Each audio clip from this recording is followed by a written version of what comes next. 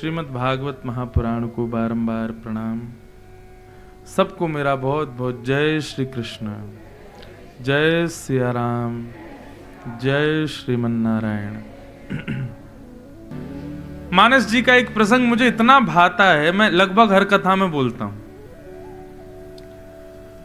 कि विभीषण की कुटिया पर जब पहली बार हनुमान जी गए, रूप बदल करके गए, ब्राह्मण बन के गए। विभीषण उनको जानता नहीं है, उनको पहचानता नहीं है, लेकिन एक ब्राह्मण वेश में आए हनुमान जी को देख करके विभीषण बड़ा खुश हो गया और खुश होकर उनको दंडवत प्रणाम करने लगा। जय हो, बार बार उठे प्रणाम करे, फिर उठे फिर प्रणाम करे, फिर उठे फिर हनुमान जी बोले, भैया इतनी प्रणाम कर रहे हो, तुम हमको जानते हो? हनुमान जी बोले, पहले पूछ तो लें कहीं ऐसा तो नहीं पहचान गया हो। तो विभीषण कितना सुंदर उत्तर देते, बोले नहीं मैं आपको पहचानता नहीं हूं, तो इतनी प्रणाम क्यों कर रहे हो? एक से ही काम चल जाएगा, बार बार उठ रहे हो फिर प्रणाम कर रहे हो। बोले क्योंकि आप साधारण नहीं हो। हनुमान जी ने दर्पण में देखा, कहीं दिख तो नहीं रहा हूं मैं। फिर चेक किया तो फिर भी वो ब्राह्मण वेश में थे। बोले तो साधारण असाधारण क्या है मुझ में? बोले क्योंकि जब से आप मेरी कुटिया में आए और जब से मुझे दिख रहे हो, तब से मुझे राम जी की बहुत याद आ रही है, तब से मुझे मेरे राम जी बहुत प्यारे लग रहे हैं। अन्य दिन तो राम जी प्यारे लगते ही हैं, राम जी का भजन होता ही है, पर आज जब से आप मेरी कुटिया में आए हो, तब से राम जी और ज्यादा स्नेही लग रहे हैं, तो निश्चित ही आप कोई साधारण नहीं हो। हनुमान जी समझ गए और तुरंत अपने वेश में आ गए। ये समझो ऐसी स्थिति जिसकी वो ठाकुर जी का स्वीकार का पात्र है। वैष्णवों को देख करके, संतों को देख करके, किसी के माथे पर तिलक देख करके, चंदन देख करके, हाथ में माला झोली देख करके अच्छा लगे, प्रशंसा होवे, मन में थोड़ी गदगद स्थिति हो, शीतलता जैसी लगे, तो समझो आपको ठाकुर जी ने स्वीकार किया। लेकिन किसी के इस भक्त वेश को देख करके आप उसका परिहास करो, मजाक उड़ाओ, तो समझो ठाकुर जी ने आपको ही ठुकरा रखा है। इसलिए भैया आज के बाद हमारी कथा की एक दक्षिणा हमको देके जाना। चाहे आप एयरपोर्ट पर जाओ, चाहे आप रेलवे स्टेशन पर जाओ, चाहे आप मॉल्स में घूमो, चाहे अपने ऑफिस में हो, कहीं भी हो, किसी भी वैष्णव को यदि देखो तो उसको हाथ जोड़ करके प्रणाम करते हुए जय श्री कृष्ण जरूर बोलना। सबको प्रणाम करो, वैष्णव वेश को प्रणाम करो। भले ही वो अपने चित्त से वैष्णव नहीं है, लेकिन उसका रूप वैष्णव है, तो भी उसको प्रणाम करो। ठाकुर जी के आप प्रिय बन जाओगे और हमको यही करना है। ठाकुर जी हमारे प्रिय हैं, पर हम भी तो उनके प्रिय बने। बच्चे खूब मेहनत करते हैं, क्यों? हम माता पिता को अच्छे लगने लगे। पत्नी खूब परिश्रम करती है कि मैं अपने पति को प्रिय लगूं। ऐसे ही भक्त भी परिश्रम करे कि मैं ठाकुर जी का प्रिय बनूं। और ठाकुर जी का प्रिय वही जो ठाकुर जी के भक्तों से प्रीति करे। अभी हमारी स्थिति क्या है बंधुओं? हम देखते हैं सामने वाला बहुत पैसे वाला है, करोड़पति है, इससे संबंध बनाने में हमको फायदे ही फायदे हैं, तो हम उसकी जय जय करते हैं, हम उसको प्रणाम करते हैं, उसकी प्रणाम स्वीकार करते हैं। लेकिन पता चल जाए सामने वाले पे कुछ भी नहीं है। ये हम अपनी व्यासपीठ की स्थिति बता रहे हैं। व्यासपीठ और जो ऊंचे स्तर पर लोग रहते हैं, उन लोगों की स्थिति ऐसी हो जाती है, पता चल जाए बहुत धनवान है तो उसकी जय जयकार स्वीकार है, लेकिन सामान्य स्थिति का कोई दिख जाए तो उसकी स्वीकार नहीं कर पाते। ऐसा नहीं। वैष्णव यदि है, भक्त स्वरूप में से कुछ भी उसके अंग पे विद्यमान है, भले ही कंठी माला है, भले ही तिलक है, भले ही हाथों में माला है, भले ही चोटी है, भले ही धोती है, कुछ भी है, उससे संबंध बनाओ। ठाकुर जी को प्रिय लगता है तो 16 तक भैया जितना हो सके वैष्णवों को प्रणाम करो। आज कथा के बाद एक दूसरे को ही प्रणाम करना, जय हो, जय श्री कृष्णा, सबको दंडवत करना। वैष्णव प्रणाम, भक्त प्रणाम, भक्त स्नेह, भक्त प्रेम जब किसी वैष्णव के हृदय में होता है, ठाकुर जी को बहुत भाता है। एक बार को हमारी सेवा में आप कुछ न्यूनता कर लो, ठाकुर जी कह रहे हैं, लेकिन मेरे वैष्णव भक्तों की सेवा में कोई न्यूनता नहीं, उसमें कोई अपराध नहीं। लेकिन बंधुओं, कई लोग ऐसे होते हैं संसार में, समाज में, उनको पदेशना बहुत होती है। पदेशना जानते किसे कहते हैं? अपने पद का अहंकार, और हमारे पद की वजह से लोग अति सम्मान हमको दें, ऐसा भाव, ये पदेशना। और ऐसे लोगों की स्थिति क्या होती है? बदले की स्थिति, रिवेंज, बात बात पर। ये बदला लेने की स्थिति उन्हीं लोगों की होती है जिनको पदेशना होती है। अच्छा, इसने मेरे साथ ऐसा किया, अब इसको बुलाते हैं हम अपने यहां, हम इससे दुगना करेंगे। इसको भी तो फील हो, हमको कितना गिल्ट फील हो रहा था, हमको कितना कम वो लग रहा था, अपमान, इसको भी फील होना चाहिए, इसको बुलाओ अपने यहां, इसके साथ भी ऐसा ही करेंगे। इस प्रकार की भावना उन लोगों की होती है जिनको पदेशना होती है। और दुर्योधन पदेशना का मूर्तमंत रूप है। दुर्योधन ने मन में विचार किया कि मुझे मेरी जंघा पर प्रहार करके मारा, धर्म विरुद्ध कार्य किया, अब मैं भी करूंगा। और गुरुपुत्र अश्वत्थामा को बुला करके कहा, जाओ जाकर के सोते हुए पांडवों को मार दो। अश्वत्थामा ने कहा, सोते हुए पांडवों को मारेंगे तो ये तो धर्म विरुद्ध कार्य होगा। बोले, इन्होंने कौन से धर्म का ध्यान दिया? इन्होंने भी तो मेरी जंघा पर प्रहार किया। नाभि से नीचे प्रहार करना मना है, मेरी जांघ तोड़ दी इसने। इन्होंने धर्म का आचरण नहीं किया तो हम क्यों करें? जाओ सोते हुए पांडवों को मार दो। लेकिन रक्षक जब सुदर्शनधारी हैं तो कौन मारे? ठाकुर जी पांडवों को लेकर के कहीं और चले गए और द्रौपदी के 5 पुत्र वहीं सोते रह गए। अंधेरे में अश्वत्थामा ने द्रौपदी के 5 पुत्र मार दिए। प्रातः काल का जब समय हुआ और पांडवों को पता चला कि द्रौपदी के 5 पुत्र मार दिए, क्रोध में भर गया अर्जुन और प्रतिज्ञाएं धारण करने लगा, मैं जीवित नहीं छोड़ूंगा जिसने भी द्रौपदी के 5 पुत्रों को मारा। बंधु, एक बात आपसे कहें, देखिए, क्रोध करना बुरी बात नहीं है, मानव का स्वभाव है क्रोध, सबको आता है। संसार में ऐसा कोई व्यक्ति नहीं जिसने अपना क्रोध जीत लिया हो। चाहे आप कितना भी भजन कर लीजिए, कितने भी ज्ञानी बन जाइए, कितने ही बड़े महात्मा बन जाइए, आप बिना क्रोध के, स्वभाव है मानव का, नहीं रह पाएगा वो। हमारे अंदर 4 प्रकृति विराजमान है। हमारे अंदर बाहर कितनी प्रकृति हैं? 5, और भीतर 4। बाहर की 5 प्रकृति कौन कौन सी? पृथ्वी, अग्नि, तेज, वायु, पृथ्वी, जल, अग्नि, वायु, आकाश। ये बाहर की 5 प्रकृति हैं। और 4 प्रकृति हमारे भीतर हैं, मन, बुद्धि, चित्त और अहंकार। ये अहंकार ही क्रोध को जन्म देता है। यहां पर अहंकार का मतलब अभिमान या फिर प्राउड मत लीजिएगा, सेल्फ कॉन्शियसनेस लीजिएगा। अहंकार सबके अंदर होता है और वही अहंकार क्रोध को जन्म देता है, सबको आता है। क्रोध से आप कभी नहीं बच पाओगे, लेकिन क्रोध में बुरा होता है निर्णय। जो हम निर्णय लेते हैं वो बुरा होता है।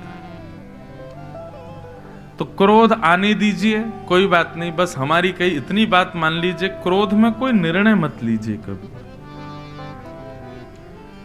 क्योंकि क्रोध में लिया गया निर्णय आपके हित में कभी नहीं हो सकता। सदैव प्रतीक्षा कीजिए, क्रोध जब शांत हो जाए, क्रोध जब ठंडा हो जाए, तब निर्णय लीजिए। दूसरी बात, हम लोग भजन कब करते हैं? जब हमारे जीवन में दुख आता है। उल्टा करो, जब क्रोध आए तब भजन करो। जैसे लगे कि बेटा कुछ ऐसा कर रहा है जो आपको अच्छा नहीं लग रहा, तो पहुंच जाओ मंदिर में, भजन करो ठाकुर जी का, हरे कृष्ण कृष्ण कृष्ण हरे। बच्चों को भी पता चल जाएगा मम्मी मंदिर में बैठी है, मतलब गुस्सा है, जल्दी समाप्त करो। उससे क्या होगा बंधुओं? देखिए, एक बात मेरी और स्वीकार कीजिए, वैसे तो यहां से हर बात स्वीकार करो, पर जिसको मैं कोट करके कहूं उसको जबरदस्ती स्वीकार करना। हाँ, हमारे अंदर अवगुण क्या है, हमारे अंदर बुराइयां क्या हैं, ये हम सब जानते हैं। जब भी वो बुराई आवे, जब भी वो बुराई प्रकट होने लग जाए, कहीं लगे कि अब ये हो रही है, ये वही हो रहा है जो मुझे प्रिय नहीं है लेकिन मेरा स्वभाव है, उसी समय ठाकुर जी का स्मरण करो। क्रोध आवे, स्मरण करो। किसी अन्य की उपलब्धि देखकर के ईर्ष्या होवे, ठाकुर जी को याद करो। किसी का रूप देख करके, स्वरूप देख करके, हंसी देख के, चाल देख के, दूसरे का सुख देख के दुख लगे, ठाकुर जी का स्मरण करो। एक बालक ने मुझसे एक प्रश्न किया, महाराज जी आपकी कथा जितने दिन हम सुनते हैं, सुनने के बाद में हम मांसाहार नहीं खाते, लेकिन जैसे 2-4 दिन के लिए मैं छोड़ देता हूं कथा सुनना और अपने मित्र आदि और अपने सर्कल में जब जाता हूं तो फिर से इच्छा होती है, क्या करूं? मैंने कहा जब इच्छा हो तभी श्री कृष्ण गोविंद हरे मुरारे, हे नाथ नारायण वासुदेव। मैंने कहा नेत्र बंद करो, राधा रमन जी को याद करो, राधा वल्लभ जी को याद करो, वृंदावन बिहारी लाल को याद करो, पंडरीनाथ भगवान को याद करो, जगन्नाथ प्रभु को याद करो। मैंने कहा जब इच्छा हो तब याद करो, और मैंने कहा करके फिर मुझे बताना क्या हुआ। वो अभी कुछ दिन पहले मुझे मिला, मैंने उससे पूछा, मैंने कहा तुमने किया, प्रैक्टिस की उस चीज की? बोले हाँ महाराज जी, अब मेरी इच्छा ही नहीं होती, अब मेरी इच्छा ही नष्ट हो गई। बोले जब जब मैं अपने ऑफिस के उस कलीग्स के साथ कहीं जाता था, कहीं ऐसी जगह जाना पड़ता था जहां पर मेरे अनुचित कृत्य होता है, पहले मैं भी उनके साथ इन्वॉल्व होता था, लेकिन कथा के बाद अब मेरा मन नहीं होता, लेकिन फिर भी कई बार देख के हो जाता है, तो अब मैंने भजन करना शुरू किया। बोले कि जब सब लोग टेबल पे बैठते हैं खाने पीने के लिए, तब मैं ठाकुर जी को याद कर लेता हूं, और ठाकुर जी को याद करते ही मेरी इच्छा ही नहीं होती फिर। मैंने कहा बस, मैंने इसीलिए तो, भगवान का नाम ही तो औषधि है, दवाई है।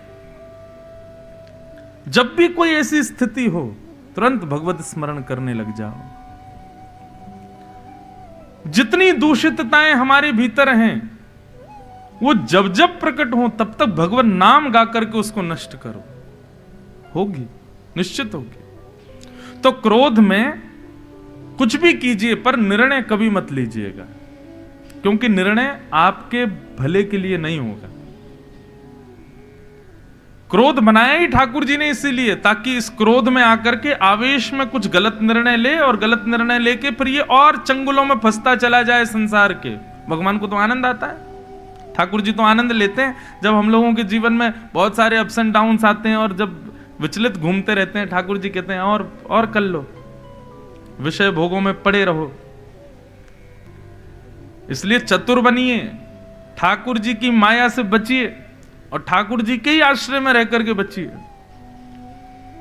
भगवान नाम को ढाल बना करके आगे से आने वाले आक्रमण रूपी उन बाणों से युद्ध कीजिए।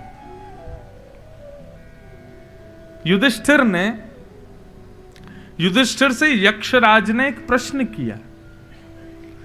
पूज्य पिताजी महाराज अपनी कथा में सुनाते, इतना सुंदर ये प्रसंग है। यक्षराज के कुछ प्रश्न हैं और वो प्रश्न युधिष्ठिर से उन्होंने किए। उसमें से एक प्रश्न करते हैं कि बताओ आश्चर्य क्या है संसार में, दुनिया का सबसे बड़ा आश्चर्य क्या है, जिनको हम 7 वंडर्स बोलते हैं। 7 ही हैं कि 8 हैं? 7 ही है ना, पहले 8 थे ना, 7 ही नहीं हैं? 7 ये ज्यादा जी के इनको आती 7। हमारे वृंदावन में भी 7 वंडर्स हैं, राधा वल्लभ, राधा रमण, वृंदावन बिहारी, मदन मोहन, गोपीनाथ, युगल किशोर और कौन बचे? हाँ, अरे इनको कैसे भूल गए? कुंज बिहारी। आपको पता बांके बिहारी का असली नाम क्या है? कुंज बिहारी। पहले कुंज में विराजते थे ना, लता पत्रों में ही विराजते थे श्री कुंज बिहारी। फिर बाद में मंदिर में विराज गए। फिर मॉडर्न लोगों ने कहा ये बांकी अदा से खड़े हैं तो इनका नाम बांके बिहारी। बाकी श्री स्वामी हरदास जी महाराज ने तो सदा कुंज बिहारी ही कहा। कुंज बिहारी श्री हरिदास। तो यक्षराज ने युधिष्ठिर से पूछा, बताओ संसार का सबसे बड़ा आश्चर्य क्या है? तो युधिष्ठिर ने इतना सुंदर उत्तर दिया। युधिष्ठिर कहते हैं, भगवान का नाम इतना सुलभ है। सुलभ मतलब इजीली मिल जाता है। अगर बाहर शॉपिंग कर रहे जो लोग बाग हैं, इनसे भी जाकर के अगर आप पूछो कि भगवान का कोई नाम बताओ, तो ये भी कोई ना कोई नाम बता ही देंगे, सबको पता है। अन्य जाति अन्य पंथ के लोगों से भी जाकर के अगर आप पूछो कि भगवान के नाम क्या है, तो वो भी बता देंगे। भगवान का नाम सबको पता है। तो सुलभम भगवान नाम, भगवान का नाम बड़ा सुलभ है, सबको पता है। और उस नाम को गाने वाली जीभ हमारे वश में है। नाम कौन गाएगी? जीभ ही गाएगी। जीभ किसके वश में? हमारे वश में। तो भगवान का नाम इतना सुलभ है, उसको गाने वाली जीभ हमारे वश में है, फिर भी लोग नरक चले जाते हैं। इससे बड़ा आश्चर्य कोई नहीं है। इससे बड़ा दुनिया का कोई आश्चर्य नहीं है। क्यों? नरक कौन जाता है? जो भगवान नाम नहीं गाता वो नरक जाता है। बोले इतना सुलभ भगवान नाम, उसको गाने वाली जीभ हमारे वश में, फिर भी नरक में ताले नहीं लगे अभी तक। ये सबसे बड़ा आश्चर्य है। यक्षराज प्रसन्न हो गए, वाह युधिष्ठिर, तुम्हारा उत्तर अद्भुत है। इसलिए भैया भगवान नाम गाओ, दो काम होंगे, आपका अवगुण भी नष्ट होगा और भगवान भजन भी हो जाएगा। तो आज ही लिस्ट बनाओ, हमारे अवगुण क्या है, जब जब वो प्रकट हो तब तब हरि स्मरण करो, हरि को याद करो। और विशेष रूप से तो क्रोध की काल में, क्रोध जब आवे, दोनों मुट्ठियां ऐसे बांध लेना, कस के बैठ जाना। दुनिया में कोई कितना ही बड़ा क्रोध आपको आ रहा हो, बस उस समय हरे कृष्ण कृष्ण कृष्ण हरे हरे, हरे राम राम राम हरे हरे, श्री कृष्ण गोविंद हरे मुरारे, हे नाथ नारायण वासुदेव। जो आपको आता हो उससे ठाकुर जी का नाम गान करो। अर्जुन क्रोध में बोल रहा है कि द्रौपदी के 5 पुत्रों के हत्यारे को जीवित नहीं छोड़ूंगा। भगवान उस समय अर्जुन का हाथ पकड़ते हैं, अर्जुन क्रोध में निर्णय नहीं लो। लेकिन क्रोध में किसकी कौन सुनता है? अर्जुन ने अपना हाथ हटाया, बोले आप रहने दीजिए, आज मुझे लेने दीजिए निर्णय। भगवान बोले तो फिर लौट के मेरे पास मत आइयो, जब फंस जाएगा। और वही होगा, जब हम फंस जाते हैं तब ठाकुर जी के पास जाते हैं। ठाकुर जी तो पहले बहुत रोकते हैं हमको। सही बताना, जब भयंकर क्रोध आता है और हम कुछ अपशब्द बोलने जाते हैं, उस समय हमारी जीभ भी कांपती है, हमारे हाथ पांव भी कांपते हैं, रोकते हैं हमको, नहीं हम नहीं मानते। बाद में जब अनर्थ हो जाता है तब ठाकुर जी के पास जाते हैं, रक्षमाम ठाकुर जी कृपा करो। ठाकुर जी बोलते हैं, मैं तो उस समय रोक रहा था, तेरी जीभ लड़खड़ा रही थी, तेरे हाथ पांव कांप रहे थे, तुझे रोक रहे थे मत बोल, लेकिन तू नहीं माना। अब क्यों आया मेरे पास? अर्जुन के साथ भी वही हुआ, प्रतिज्ञा ले ली, मैं 5 पुत्रों के हत्यारों को जीवित नहीं छोड़ूंगा। और जब अश्वत्थामा को बंदी बना करके लाया अर्जुन,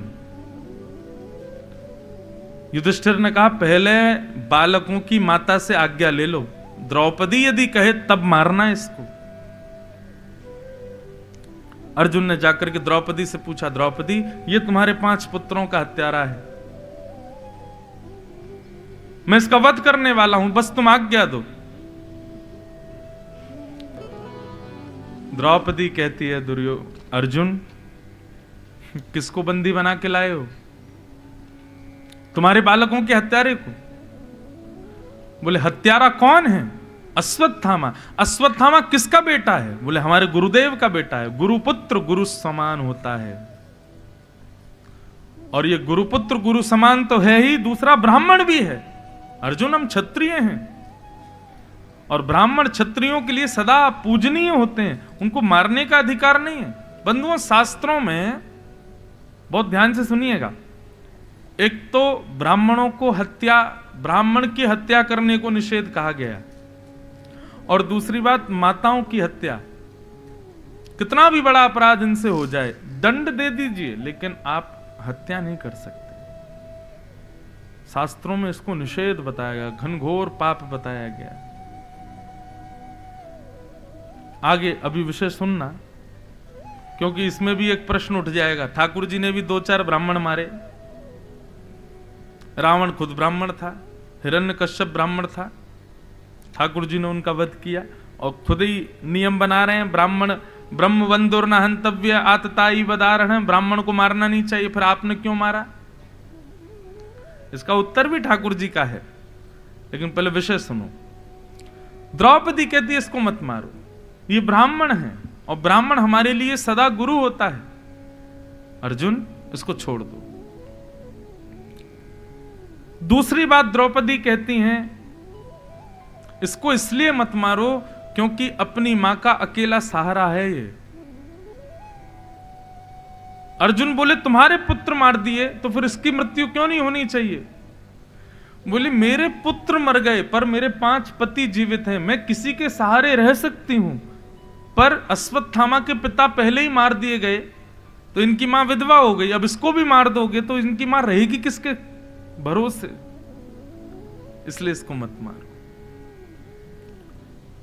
द्रौपदी ने बहुत कुछ कहा, पर द्रौपदी की बात में 5 चीजें विशेष दिखी हैं जो कि श्री सूत जी महाराज यहां कहते हैं। द्रौपदी ने जो निर्णय लिया अश्वत्थामा को छोड़ने का, उसमें धर्म भी है, उसमें न्याय भी है, उसमें करुणा यानी कि दया भी है, निर्विलीकम यानी कि निष्कपटता भी है, और सम यानी कि समता भी है। कोई भी व्यक्ति कभी भी कोई निर्णय ले 5 बातों को पहले प्रधान रखे। धर्म, हमारी जो निर्णय हो वो अधर्म युक्त ना हो, धर्म युक्त हो। धर्म किसे कहते हैं बंधुओं? जिससे सब धारण होते हो उसको धर्म कहा जाता है। केवल मेरा परिवार धारण हो, मैं बच जाऊं, मेरा परिवार बच जाए, मेरा सब समाज बच, नहीं, ऐसा निर्णय जिससे सब बचे वो धर्म। धर्म। न्याय, न्याय का मतलब, अब न्याय को और हिंदी में क्या बोलते हैं?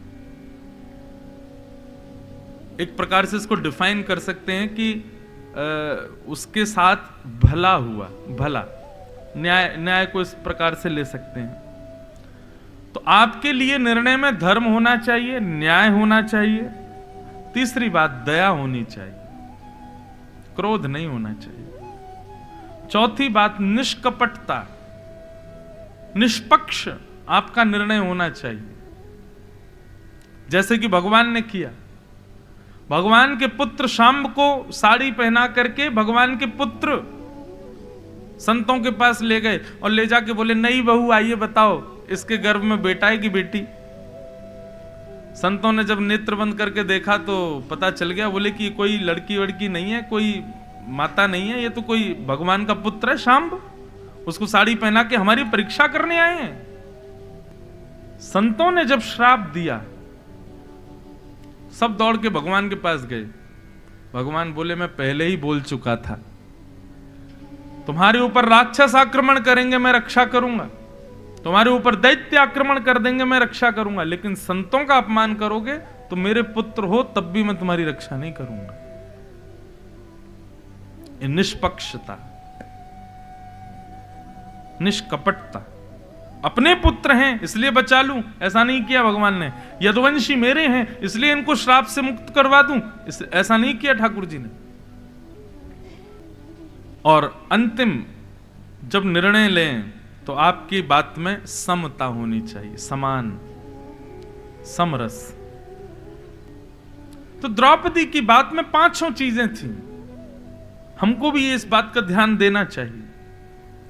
द्रौपदी ने कहा इसको मत मारो, और अर्जुन यदि इसको मारने से मेरे 5 पुत्र जीवित हो जाएं तो अभी मारो, लेकिन ऐसा होगा नहीं तो फिर क्यों मारना? बंधुओं, एक ना हमारे शास्त्रों में एक भाव बताया गया, उसको आजकल मुहावरे के रूप में, या मुहावरा नहीं तो एक बात के रूप में बोलते हैं कि दूध का जला छाछ भी फूंक फूंक के पीता है, ऐसा बोलते हैं। लेकिन आजकल पता है लोग कैसे हैं? कॉफी पी गए, जल गए, जीभ जल गई, गिलास में पता नहीं चला गर्म है, दूसरा व्यक्ति पूछ रहा है गर्म तो नहीं, नहीं बिल्कुल गर्म नहीं, पी जा, और उसने जैसे ही पी बेचारा जल गया। तब आया मजा, हम भी जले थे, तो मैंने कि तू कैसे रोके, तू भी जल। हम लोगों का स्वभाव ऐसा हो गया है, हमें पता चल जाए कि जो हमने किया उसमें हमको बहुत कठिनाई हुई और उसी मार्ग पर दूसरा जा रहा है तो हम क्या करते हैं पता है? नहीं नहीं बहुत बढ़िया, बहुत तुम भी करो। हमारे मन में ये रहता है कि हमने जब भोगा तो ये कैसे बचे, इसको भी भोगवा। ये कायर व्यक्ति का लक्षण है, ये कपटी व्यक्ति का लक्षण है, ये दूषित व्यक्ति का लक्षण है। स्वभाव कैसा होना चाहिए? हम केदारनाथ गए और हमको जितनी उसमें दुविधा हुई, दूसरे केदारनाथ जाने वाले को हमने सब बिल्कुल सच सच बताया, भैया ऐसा है ऐसा है ऐसा है, अब तुम्हारे ऊपर, जाना चाहो तो जाओ। लेकिन हमको लगता है कि जब हमने इतने पैसे खर्च कर दिए, हमको इतनी कठिनाई हुई, तो ये कैसे पीछे रहे, इसको भी करवाओ। ऐसा नहीं। द्रौपदी कहती है पुत्र के मरने पर अर्जुन कितने कष्ट होते हैं ना मां को, मैं जानती हूं, और मैं जानते हुए भी वह कष्ट इसकी मां को होने दूं, ये मुझे भाता नहीं। माता पिता के लिए सबसे बड़ा कष्ट होता है उनके सामने उनके पुत्र की मृत्यु हो जाना, और मृत्यु हारी बीमारी से हो तो भी थोड़ा संभाला जा सकता है, लेकिन कोई मार दे, अर्जुन उसका कष्ट में बयान नहीं कर सकती तुमको। इसलिए मैं नहीं चाहती कि जिस कष्ट में इस वक्त मैं हूं, ऐसा लग रहा है हजारों बिच्छू एक साथ डंक मार रहे हो मेरे अंगों पर, मैं नहीं चाहती कि वो कष्ट इसकी मां को। इसलिए अर्जुन इसको छोड़ दो। इस बात को सुनकर के पूरी सभा स्तब्ध थी, लेकिन कोने में खड़े हुए द्वारिकाधीश के नेत्र सजल हो गए। और जैसे कोई कुछ अच्छा करता है तो हम उसको अपना संबंधी बताते हैं ना, ये हमारा भाई है, ये हमारा मित्र है, ये जो बोल रहा है ना मंच पे ये हमारा सखा है, ऐसा हम करते हैं। ठाकुर जी भी आसपास के लोगों से बोले मेरी बहन है, ये द्रौपदी मेरी बहन है। इसके अंदर दया देख रहे हो? पुत्र मार दिए उसके, लेकिन उस हत्यारे के लिए कह रही है कि इसको जीवित छोड़ दूं, इसको मत मारो। क्यों? इसकी मां को मैं वो कष्ट नहीं देना चाहती। और श्री वेदव्यास जी महाराज कहते हैं आज द्रौपदी के वचन सुनकर के ठाकुर जी ने द्रौपदी का नाम बदल दिया, और द्रौपदी का नाम कृष्णा। मैं कृष्ण हूं, दया का देवता, और मेरी बहन कृष्णा दया की देवी है। दयालु व्यक्ति ठाकुर जी को बहुत प्रिय है बंधु। दया का स्वभाव बनाइए, दया। देखो 5 पांडव हैं, कौन कौन? युधिष्ठिर, भीम, अर्जुन, नकुल, सहदेव। एक प्रकार से महाभारत के कुछ एक संदर्भ को समझिए, बहुत ध्यान से सुनिएगा। मैं कभी कभी कथाओं में सुनाया करता हूं ये विषय। 5 पांडव किसी ना किसी गुण से युक्त हैं। जैसे कि युधिष्ठिर का गुण है धर्म, वो धर्म बहुत इसलिए उनको धर्मराज युधिष्ठिर कहा जाता है। आप कभी सीरियल भी देखेंगे महाभारत का, वहां भी धर्मराज युधिष्ठिर। क्यों? क्योंकि धर्म के विपरीत कोई काम करता ही नहीं दुर्योधन, इसलिए धर्मराज। और भीम का स्वरूप है बल, बहुत बलवान है। अर्जुन का स्वरूप है आत्मा, वो किसी से भी लग जाती है जिससे स्नेह हो जाए। नकुल का स्वरूप है सुंदर रूप, और सहदेव का स्वभाव है बुद्धि। तो धर्म, बल, आत्मा, स्वरूप और बुद्धि, ये 5 गुण हैं 5 पांडवों में। इन 5 में से ऐसा हो ही नहीं सकता कि सभागार में एक गुण भी आपके भीतर ना हो। कोई रूपवान है, कोई बुद्धिमान है, कोई धर्मवान है, कोई बलवान है, और किसी का स्वभाव आत्मा अर्जुन जैसी किसी से भी अटैच हो जाता है बहुत जल्दी। हर घर में एक व्यक्ति ऐसा होता है कि उसके अंदर इतनी दया होती है बेचारे के अंदर कि कोई बेचारा झूठे को भी अगर मगरमच्छ के आंसू बहा दे तो वो भी उसके प्रति भी वो पिघल जाता है। ऐसे लोग होते हैं। वैसे तो हर आदमी अपने आप को ऐसा ही मानता है कथा करते करते ना बहुत सारी चीजें अनुभव में आ जाती है। हर आदमी अपने आप को अच्छा ही मानता है, सबको यही लगता है कि ये वाला जो व्यास जी वाला जो गुण बता रहे हैं ना, जिसमें बहुत इमोशनल हो रहे हों, ये मेरा ये मैं ही हूं ऐसा। तो हम जब बोलते हैं तो श्रोताओं को देखते हैं ना, तो आपस में एक दूसरे से कहते हैं मेरी फीलिंग्स बोल रहे हैं महाराज जी। तो कई लोगों का स्वभाव होता है, स्वरूप होता है, बहुत जल्दी अटैच हो जाते हैं लोगों से। अर्जुन का ये स्वरूप है। तो मेरा कहने का अभिप्राय, पांचों पांडवों के जो 5 गुण हैं, यहां इस सभागार में बैठे हुए हर इंसान के अंदर एक गुण तो है, या तो धर्म है, या फिर बल है, या फिर आत्मा है, या फिर बुद्धि है, या फिर स्वरूप है। परंतु मन में बात आती है, क्या ये 5 गुण कौरवों में नहीं है? कौरवों के पास भी है। कौरवों में भी कोई रूपवान है, कौरवों में भी कोई बलवान है। अरे बलवान, भीष्म पितामह आदि इतने बलवान थे कि क्या बताना। उनके संदर्भ में भी स्वरूपवान, रूपवान, बलवान, धर्मवान लोग हैं। तो इसका मतलब यदि ये 5 गुण हमारे अंदर हैं तो हम कौरव भी हो सकते हैं, पांडव भी हो सकते हैं। पर पांडवों के इन 5 गुणों के साथ 2 गुण और हैं एक्स्ट्रा। बहुत सावधानी से सुनो, बात समझ आ रही है ना? ये 5 गुण तो हमारे भीतर कोई ना कोई एक गुण तो है, लेकिन उस गुण के साथ हमें 2 गुण और एक्स्ट्रा चाहिए। और पहला गुण द्रौपदी यानी कि दया, और दूसरा गुण ज्ञान यानी कि श्री कृष्ण।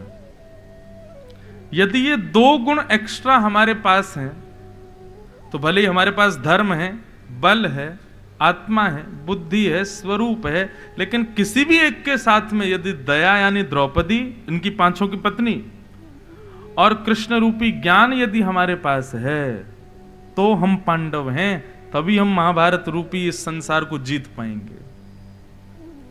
नहीं तो इस संसार में हर दिन कोई ना कोई हार रहा है।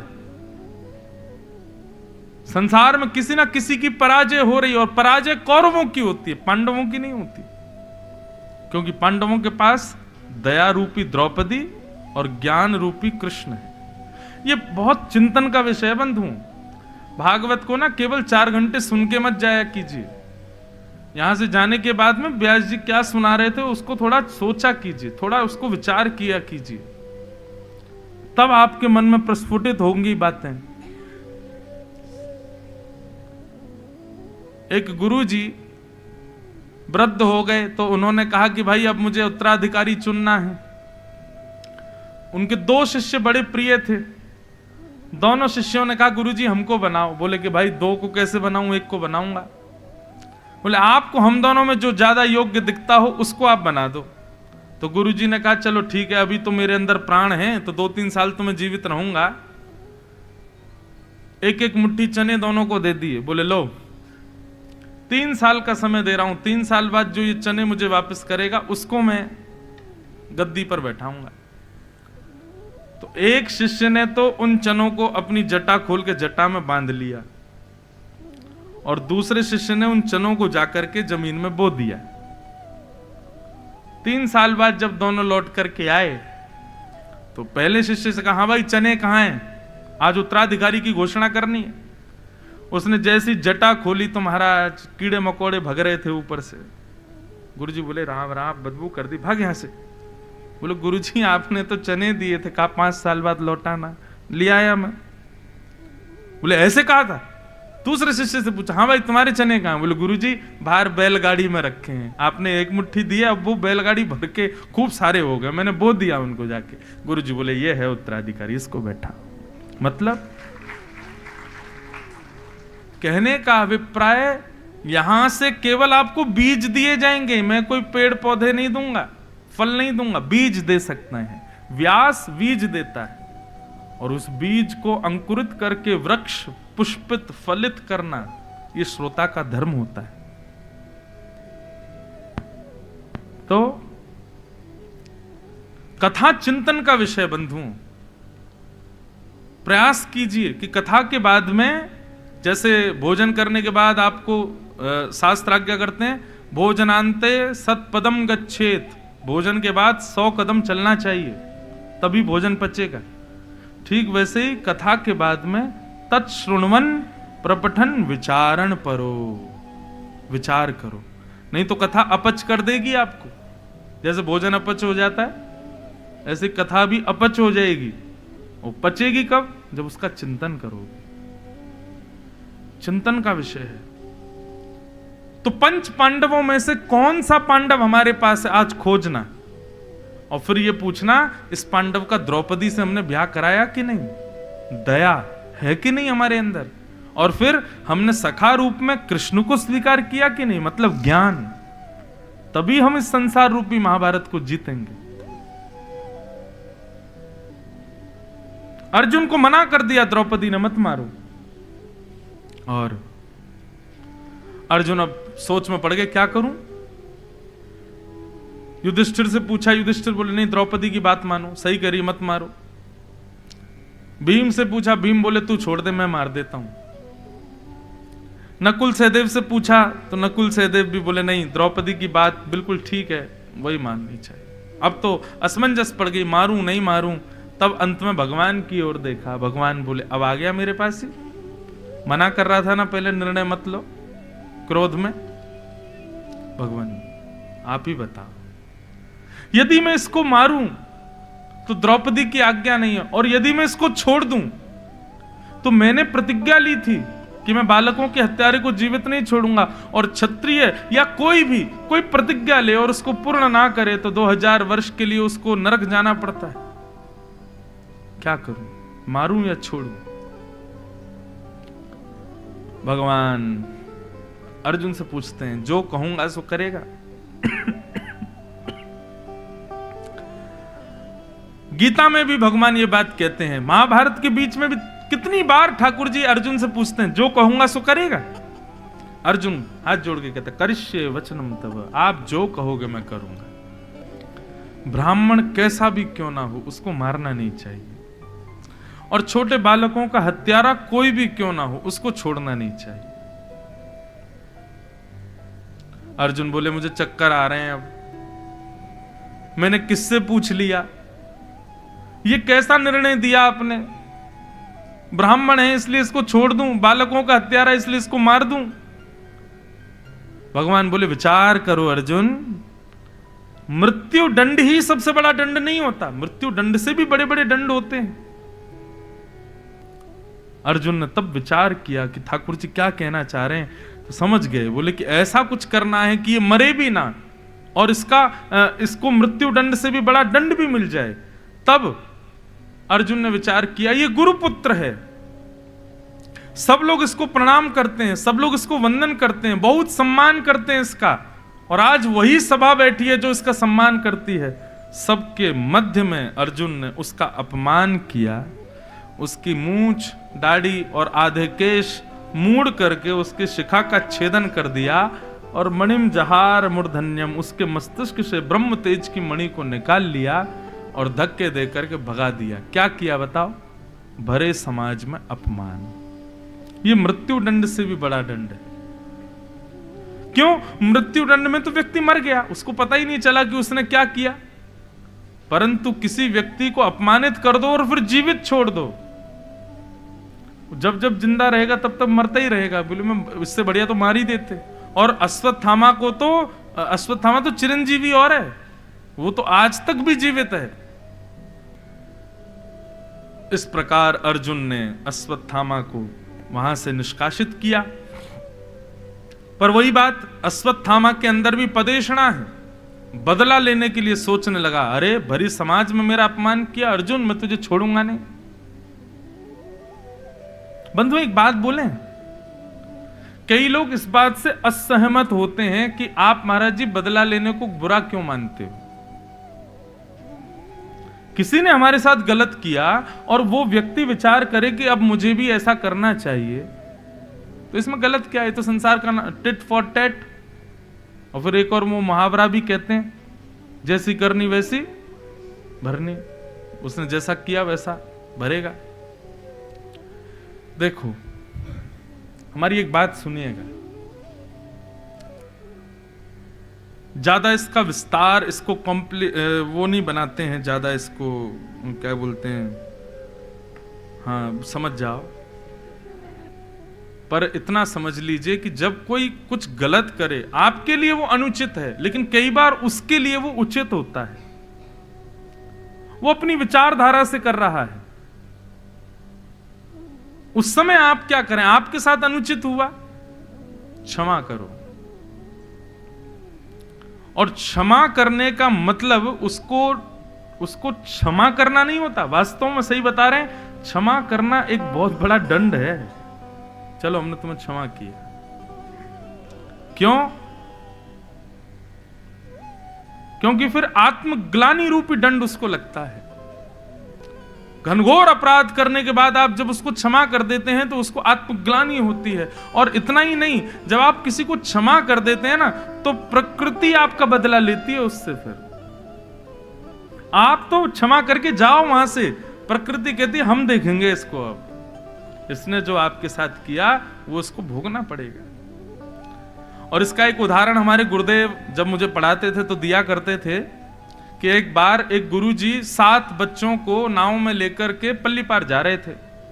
उनमें से एक बालक का जनेऊ संस्कार हुआ था तो उसका मुंडन हुआ था, बाकी बालकों के बड़े बड़े बाल, एक बालक के सिर पर बाल नहीं थे, तो बाकी के बालक उसके साथ आनंद कर रहे थे। कोई उसके सिर पर पानी डाल दे, कोई उसके सिर पर ऐसे तबला बजा दे, कोई उसको ठोक के भाग जाए, ऐसे वो कर देते हैं ना जब टकले हो जाते हैं। सबको हुआ होगा बचपन में।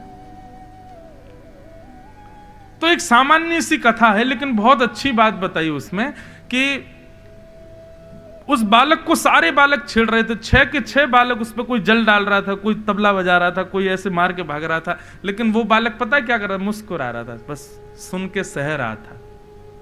उसने कुछ नहीं कहा, ना ही शिकायत की, ना ही उन लोगों से कुछ कहा। उसका परिणाम क्या हुआ? उसने क्षमा कर दिया सबको। तो जैसे ही किनारे पर नाव पहुंची तो 6 के 6 उत्पाती बालक जैसे ही देखा नाव पहुंच गई, तुरंत कूद गए नाव में से किनारे पर। परंतु वो दिख रहा था कि किनारा आ चुका है, लेकिन वो दलदल था, सब उसमें जाके धंस गए, गले गले में धंस गए। अब चिल्ला में गुरुजी बचाओ, गुरुजी बचाओ। तब गुरुजी ने पहले तो उनको एक पाठ पढ़ाया, बोले तुमको पता है ये क्यों हुआ तुम्हारे साथ? बोले क्यों? क्योंकि तुमने गलत किया और उसने तुमको क्षमा कर दिया, इसलिए प्रकृति ने तुमसे बदला लिया। आज के बाद कभी किसी के साथ अनुचित करना मत, और अनुचित करो और वो क्षमा कर दे तो फिर तैयार रहना, प्रकृति उसका बदला लेगी। इसलिए आपके साथ कोई अनुचित करे, निसंकोच निस्संदेह क्षमा कर दीजिए उसको। इसका मतलब यह नहीं है कि वो बच गया, प्रकृति उससे बदला लेगी उसकी करने का। क्षमा। अश्वत्थामा ने मन में विचार किया, मेरा अपमान किया अर्जुन ने, मैं अभी बताता हूं। तभी उसने विचार किया कि अर्जुन का पुत्र अभिमन्यु जब मारा जा रहा था, जब मर गया था, तब किसी ने कहा था कि उसकी पत्नी गर्भवती है।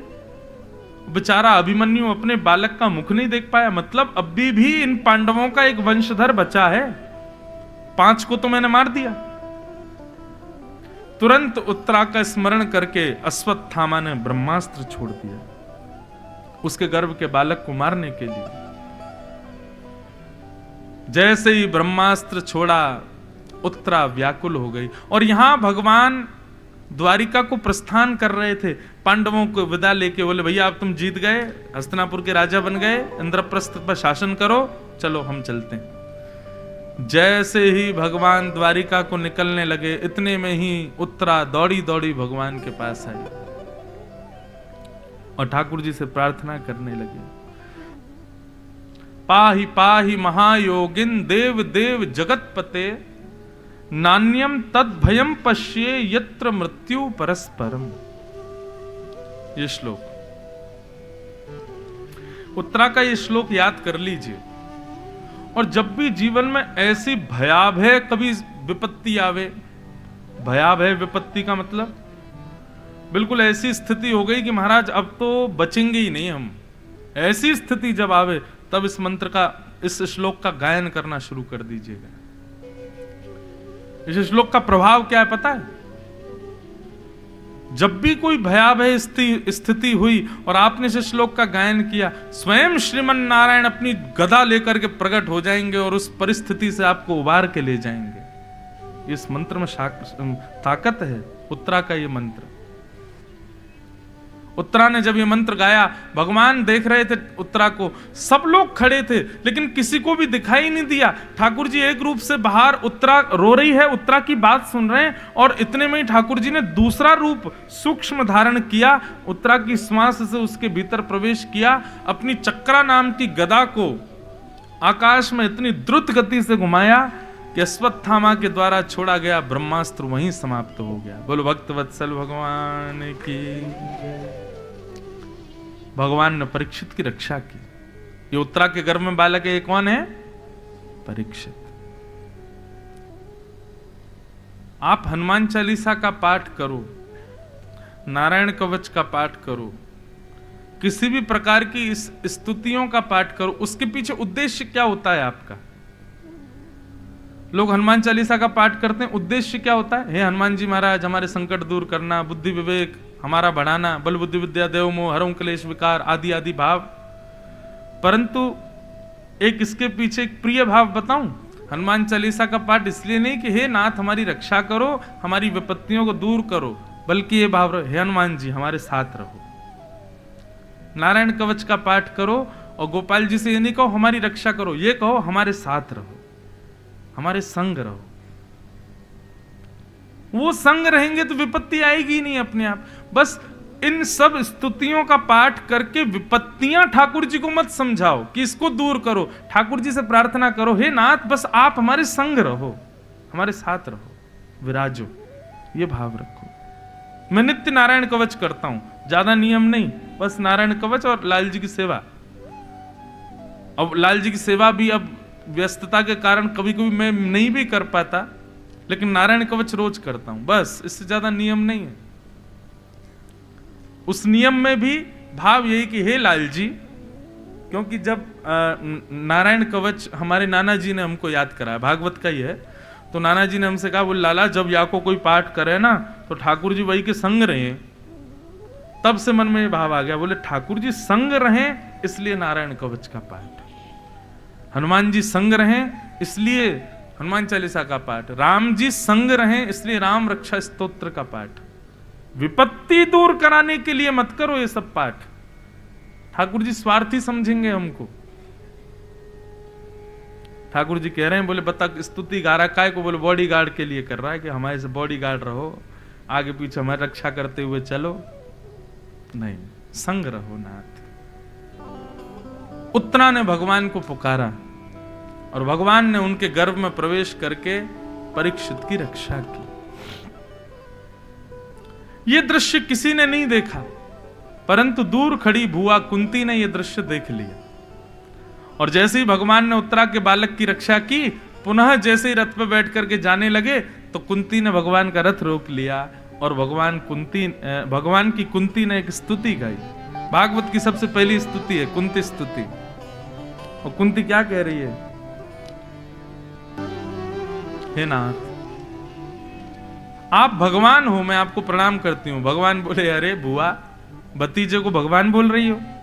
मैं आपका भतीजा हूं, भगवान भगवान क्यों बोल रही हो? कुंती बोली मैं आपको जानती हूं, आप मेरे सामने ज्यादा छुपो मत, मैं सब जानती हूं आप कौन हो। भगवान बोले अच्छा, यहां वेद मुझे नहीं पहचान पाते, बड़े बड़े ऋषि मेरे को नहीं जान पाते, और ये बुआ कह रही है ये मुझे जानती है। अच्छा बुआ जरा बताना मैं कौन हूं? बोले आप भगवान हो। बोले कैसे भगवान है जरा बताओ? आप वसुदेव जी के भी बेटा हो और नंद जी के भी बेटा हो, नंद गोपों के कुमार हो। हे कृष्ण मैं आपको प्रणाम करती हूं, आप साक्षात परमात्मा। भगवान बोले अच्छा बुआ अगर मैं भगवान हूं तो जाने दो मुझे द्वारिका, भगवान तो सब जगह रहते हैं ना, मैं द्वारिका चला जाऊंगा और यहां कण कण में मेरा निवास है, तो इस रूप से आपके पास भी रहूंगा। कुंती बोली तो मैं आपको रोक नहीं रही, आपको, आप जाना चाहते हो आप चले जाओ, मुझे तो पता है आप सब जगह विद्यमान हो। अच्छा ये भी पता है आपको? बोले हाँ। तो फिर बुआ एक बात बताओ, मैं दिखता क्यों नहीं हूं? अगर मैं सब जगह हूं तो मेरा दर्शन क्यों नहीं होता? भगवान खुद ही अपनी सत्ता पूछ रहे हैं अपने भक्त से। कुंती ने उत्तर दिया, बोले भगवान आप सब जगह हो लेकिन आप दिखते क्यों नहीं हो पता है? बोले जिस प्रकार कठपुतली नाचती है, कठपुतली सोती है, कठपुतली हंसती, कठपुतली रोती, कठपुतली का ब्याह होता, कठपुतली के बालक होते, परंतु उस कठपुतली की कोई सामर्थ्य नहीं है। हमको देखने वालों को लगता है कठपुतली नाच रही है, रो रही है, हंस रही है। वास्तव में तो उसके पीछे जो पर्दा पड़ा, उस पर्दे के पीछे एक आदमी छुप करके अपनी उंगलियों से उस कठपुतली को नचाता है। ठीक वैसे ही ठाकुर जी, संसार हमको दिखता है, कठपुतलियां दिखती हैं, परंतु इन सब के पीछे एक माया का पर्दा पड़ा है। उस माया के पर्दे के पीछे आप बैठे हो, आप दिखते नहीं हो हमको। लेकिन कोई सदगुरु समर्थ यदि जीवन में आ जाए और आकर के उस माया के पर्दे को हटा दे तो आप दिख जाते हो, आपका दर्शन हो जाता है। उसको सब पता चल जाता है कि ये मानव की सामर्थ्य नहीं, ये हंस रहे, खेल रहे, बोल रहे, चल रहे, फिर रहे, ये सब कठपुतलियां हैं, इनके पीछे ठाकुर जी घूम रहे हैं। आप दिखते क्यों नहीं हो ठाकुर जी? क्योंकि माया। अच्छा माया किसे कहते हैं? संसार की हर वो वस्तु जिसमें हम आसक्त होकर के फिर उससे विमुक्त नहीं हो पाते, उसको माया कहते हैं। और आज की डेट में सबसे बड़ी माया बताऊं? ये रहा, ये सबसे बड़ी माया है। हनुमान जी महाराज पूरे दिन राम जी की सेवा में रहते थे, लेकिन जैसे ही शाम होने लगती थी हनुमान जी के उतनी व्याकुलता बढ़ने लगती। क्यों? रात में राम जी तो कनक भवन में चले जाएंगे, वहां मेरा प्रवेश नहीं है। कनक भवन में तो केवल सीता जी और सहचरियां रहती हैं, मैं तो जा ही नहीं सकता। तब हनुमान जी रो रो के विधाता से कहते हैं, अरे विधाता तुमने मुझे पुरुष क्यों बनाया? मुझे स्त्री बना देते, मुझे भी सहचरी बना देते, तो मैं भी राम जी के साथ में नित्य भवन में प्रवेश करता। जैसे ही राम जी कनक भवन की ओर जाते, श्री हनुमान जी महाराज विलक उठते, साथ में जाते और कनक भवन के द्वार पर ही रुक जाते, क्योंकि उसके अंदर जा नहीं सकते। अंतःपुर है, निज निवास है राम जी का, सीता जी का, वहां सहचरियां जा सकती हैं, पुरुष और कोई नहीं। हनुमान जी रात भर बाहर बैठे रहते और प्रार्थना करते, हे गुरुदेव जल्दी प्रकट हो जाओ, सूर्य नारायण जल्दी सुबह हो, जल्दी राम जी प्रकट हो। रोज की यही स्थिति। एक दिन हनुमान जी इतने व्याकुल हो गए कि इतने रोए। सुबह जैसे ही राम जी द्वार खोल के बाहर आए तो देखा हनुमान जी के नेत्र लाल पड़े हैं, अविरल अश्रुधार गिर रही है। आप रात भर कनक भवन में रहते, इतनी देर का भी वियोग मेरे नेत्रों से सहन नहीं होता। मुझे पीड़ा होती है मेरे नेत्रों में जब तक मेरे राघव मुझे नहीं दिखते। आप कृपा करो मेरे ऊपर, मुझे भी अंतःपुर में प्रवेश दिलाओ। तब हनुमान जी को राम जी ने सीता जी के पास भेजा, बोले जाओ, किशोरी जी कृपा करेंगी तो ये संभव होगा। तब किशोरी जी को जाकर के प्रणाम किया। किशोरी जी ने कहा सहचरियों के पास जाओ। हनुमान जी सहचरियों के पीछे पीछे घूमने लगे। सहचरियों ने कहा सरजू जी के पास जाओ। अंत तो गत्वा हनुमान जी सरजू जी के पास गए और जैसे ही रुदन करना प्रारंभ किया, हनुमान जी के अश्रु बिंद का एक बिंदु जैसे ही सरजू जी में गिरा, सरजू जी का पूरा जल तप गया, प्रकट हो गई सरजू मैया। क्या हुआ हनुमंतलाल, इतने वेदना, इतना कष्ट क्यों आपको? बोले मुझे सहचरी बना दो। ये रात्रि में राम जी जाते हैं कनक भवन में, वो वियोग मुझसे सहन नहीं होता। ऐसी कृपा करो दिन में मैं हनुमंत वेश में रहूं पूरे दिन राम जी के संग, और रात में कोई सहचरी वेश में। तब सरजू जी ने कृपा करके श्री हनुमान जी महाराज को चारुलता सहचरी का रूप प्रदान किया। और जैसी शाम होती हनुमान जी एक सखी वेश में आ जाते और राम जी के साथ अंतःपुर में जाके वीणा वादन की सेवा करते पूरी रात राम जी को देखते हुए। हमारी स्थिति है ऐसी। 7 दिन बाद कथा पूरी हो जाएगी तो थोड़ी देर का वियोग होगा, थोड़ी देर वेदना होगी कि कथा पूरी हो गई, लेकिन अगले दिन से फिर सब लोग अपने कार्यों में व्यस्त। लेकिन स्थिति ऐसी कभी हुई कि हम कथा के बिना रह ही नहीं पाए? नहीं हो पाता। अच्छा एक बात कहें, हमारी तो हो चुकी है ऐसी, हम कथा के बिना अब नहीं रह सकते। कथा के बीच में अवकाश मिले ये तो जरूरी है, घर जाना है, सब गृहस्थ देखना है, परिवार देखना है, परंतु लंबा अभी समय, वैसे लंबे समय तक ऐसा है नहीं कि मुझे लंबे समय तक कथा ना हो, लगातार कथा ही कथा है। सोच सोच के भय भी लगता है कि इतनी कथाएं कैसे करेंगे, कमर टूट रही है। लेकिन यह भी लग रहा है कथा अगर नहीं हुई तो जिएंगे कैसे? ठाकुर जी की चर्चा किए बिना अब रह नहीं सकते। ऐसी स्थिति होना यह साधारण बात नहीं है। हमारी जरूरत ठाकुर जी नहीं बने हैं। हम ठाकुर जी को केवल एक सामान्य भाव से स्वीकार करते हैं, जरूरत के रूप में स्वीकार नहीं करते। जरूरत हमारे लिए फोन है, जरूरत हमारे लिए अन्न है, जरूरत हमारे लिए सांसारिक संबंध है। उन सब के बाद ठाकुर जी हैं। सबसे पहले रख के देखो, फिर अनुभव करना ठाकुर जी का। फर्स्ट प्रायोरिटी ठाकुर जी को दो, उसके बाद कोई और। लेकिन हमने तो बिल्कुल लास्ट लीस्ट में रखा हुआ है ठाकुर जी को। तो माया के कारण ठाकुर जी नहीं दिखते। कुंती ने भगवान की स्तुति गाई और स्तुति गाते हुए अंत में कहा, हे नाथ मुझे विपत्तियां दे दो। विपत्ति का नाम सुनते ही भगवान बोले, विपत्ति क्यों चाहिए? बोले क्योंकि आपकी स्मृति विपत्ति में ज्यादा आती है, संपत्ति में कम आती है, इसलिए नाथ मुझे विपत्ति दे दो। भगवान ने कुंती को वरदान दिया, बोले तुम चिंता मत करो, विपत्ति संपत्ति में भी तुमको मेरी याद आवेगी। बंधुओं देखो, विपत्ति में ठाकुर जी का स्मरण करे ये सामान्य बात, लेकिन अत्यंत संपन्न होकर के भी ठाकुर जी के लिए 2 अश्रु बहावे, ठाकुर जी के लिए व्याकुल रहे, ये श्रेष्ठ बात है। अति संपन्न होकर के भी ठाकुर जी के लिए व्याकुल रहे, ये श्रेष्ठ बात है। विपत्ति में तो सब याद करते हैं, नास्तिक लोग भी विपत्ति में भगवान को पूज लेते हैं, लेकिन अत्यंत सुसंपन्न होने के बाद भी सब कुछ अच्छा है, कोई कमी नहीं है, उसके बाद भी आप ठाकुर जी के लिए व्याकुल हो रहे हैं, ये श्रेष्ठ बात है। कुंती ने भगवान की स्तुति गाई, भगवान ने अपने हृदय से लगाया।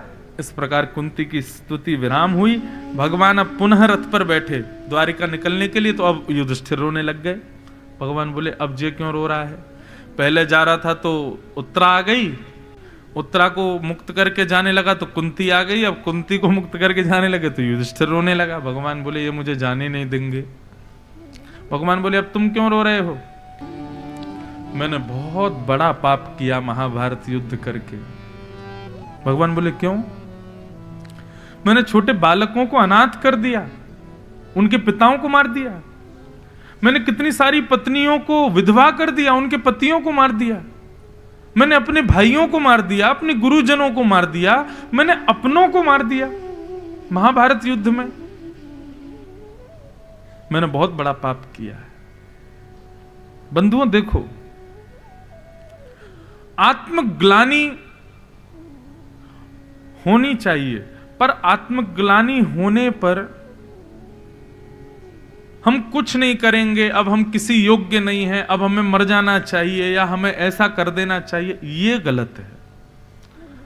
अपराध की आत्मग्लानि होना अच्छी बात है, पर उस आत्मग्लानि की वजह से स्वयं को तोड़ देना, स्वयं की बुद्धि विवेक को शून्य कर देना, यह उचित नहीं है। जब आत्मग्लानि हो ना कि मैंने बहुत गलत किया, उसी समय संकल्पित हो जाओ, ठाकुर जी बहुत बड़ा अपराध हो गया हमसे, आज के बाद नहीं करेंगे, और अपने कर्म में पुनः लग जाओ। उस समय स्तब्ध मत हो जाओ करने के बाद कि मेरे से क्या अपराध हो गया। कर्म करते रहो, आत्मग्लानि करो, परंतु आत्मग्लानि की वजह से स्वयं को विवेक शून्य मत बनाओ।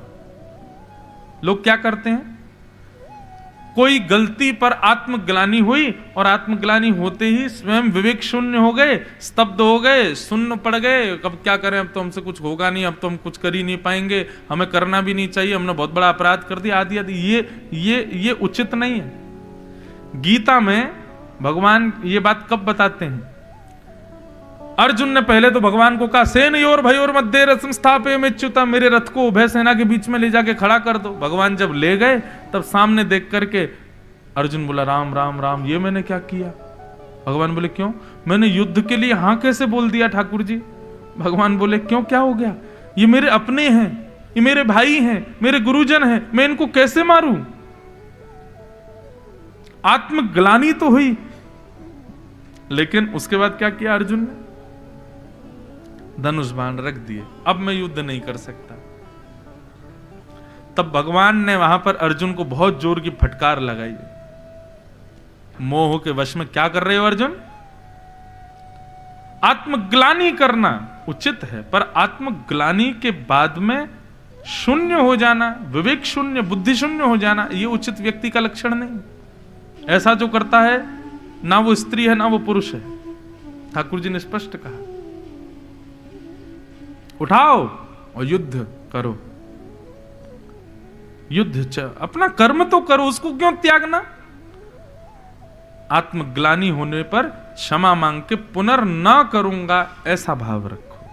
अर्जुन की स्थिति अलग है, हम अपनी स्थिति बता रहे हैं। कभी भी आत्मग्लानि हो, अपने कार्य को मत छोड़िए, ठाकुर जी से क्षमा मांग करके पुनर्न करने का वचन दीजिए।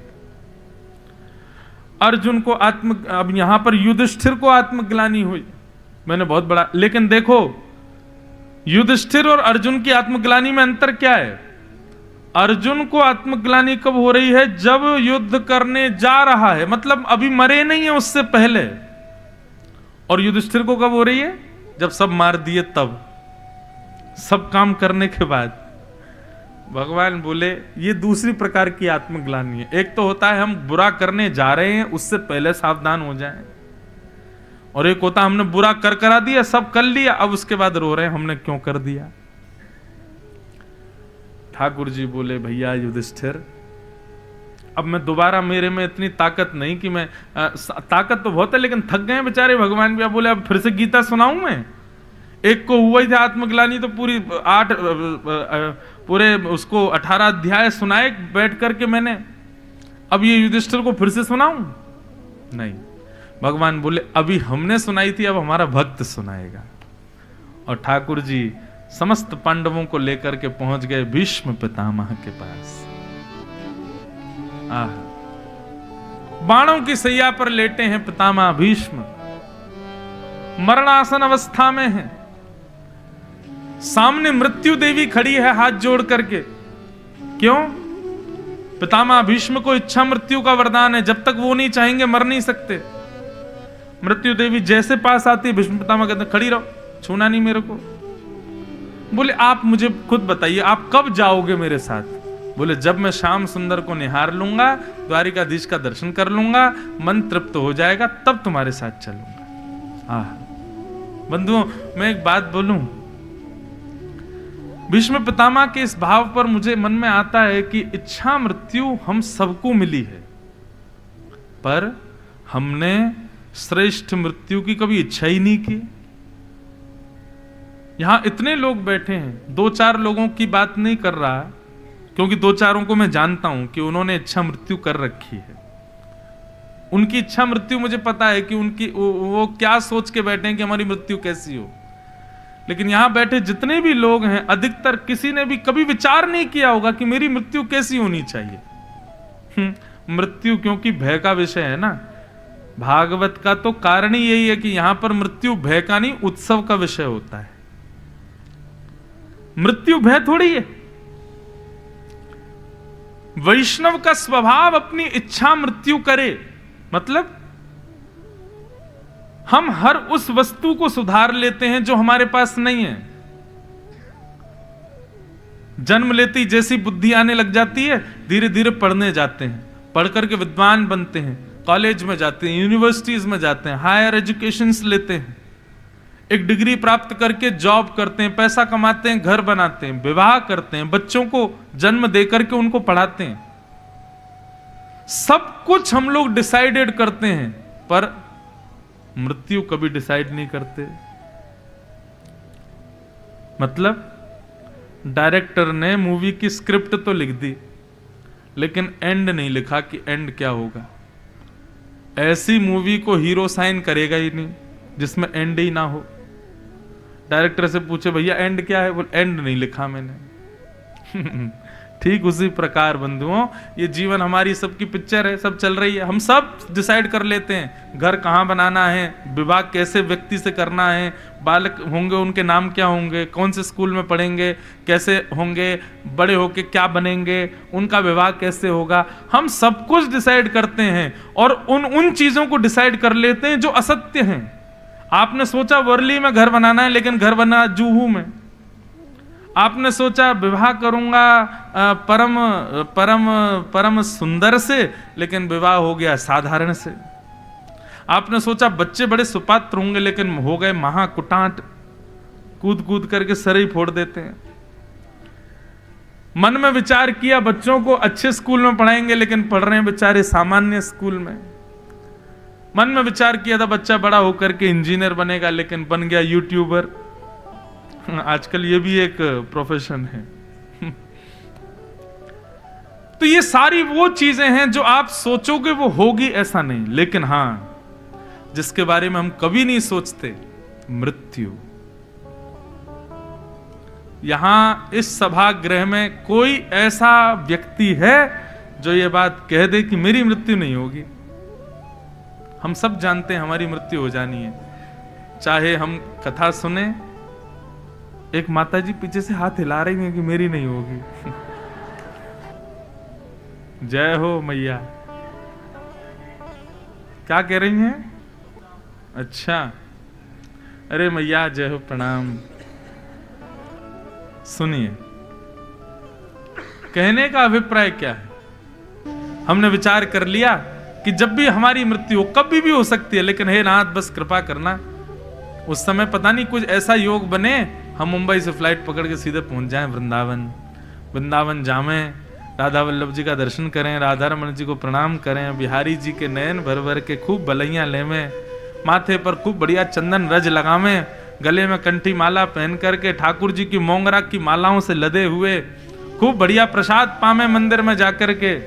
प्रसाद पाने के बाद में वैष्णवों का दर्शन, सुंदर भक्तों का दर्शन, वृंदावन को प्रणाम, यमुना जी को दंडवत प्रणाम करें, पूरे तन पर व्रजरज लगी हो, वृंदावन की परिक्रमा करें, राधे कृष्ण नाम संकीर्तन सुनाई दे रहा हो, और जैसे ही हमारी परिक्रमा पूरी हो हम यमुना जी को प्रणाम करने जाएं, जैसे ही प्रणाम करके नेत्र उठा करके देखें सामने युगल बिहारी खड़े हों और देखते हमारे प्राण निकल जाएं।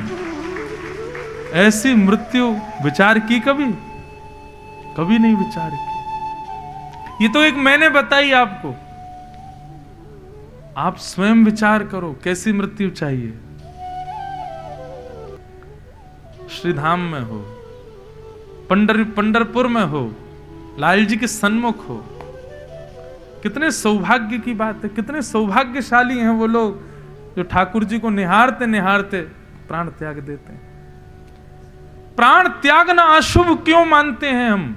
नहीं है अशुभ, ये तो सबसे बड़ा सत्य है संसार का। बस स्थान गलत होता है इसलिए अशुभ लगता है। स्थान उचित हो, परिस्थिति उचित हो।